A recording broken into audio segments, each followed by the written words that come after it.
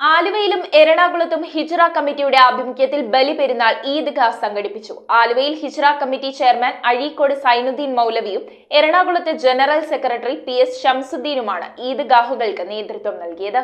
ഹിജ്റ കമ്മിറ്റിയുടെ ആഭിമുഖ്യത്തിൽ ആലുവയിലും എറണാകുളത്തും ബലിപെരുന്നാൾ ഈദ്ഗാഹ് സംഘടിപ്പിച്ചു. ഹിജ്റ കലണ്ടർ അടിസ്ഥാനപ്പെടുത്തി റംലാൻ വ്രതം, ഈദുൽ ഫിത്തർ, ഈദുൽ അദ്ഹ എന്നിവ ആചരിക്കുന്ന രീതിയാണ് ഹിജ്റ കമ്മിറ്റി സ്വീകരിച്ചു വരുന്നത്. മലബാർ കടപ്പുറങ്ങൾ കേന്ദ്രീകരിച്ച് പ്രഖ്യാപിക്കപ്പെടുന്ന മാസപ്പിറവി പ്രഖ്യാപനങ്ങൾ പ്രമാണബദ്ധമോ ശാസ്ത്രീയമോ അല്ലെന്നാണ് ഹിജ്റ കമ്മിറ്റിയുടെ നിലപാട്. ആലുവയിൽ ഹിജ്റ കമ്മിറ്റി ചെയർമാൻ അഴീക്കോട് സൈനുദ്ദീൻ മൗലവിയും എറണാകുളത്ത് ജനറൽ സെക്രട്ടറി പി.എസ്. ഷംസുദ്ദീനും ഈദ്ഗാഹുകൾക്ക് നേതൃത്വം നൽകി. സ്ത്രീകളടക്കം നൂറുകണക്കിന് വിശ്വാസികൾ ചടങ്ങിൽ പങ്കെടുത്തു. News bureau, Ernakulam.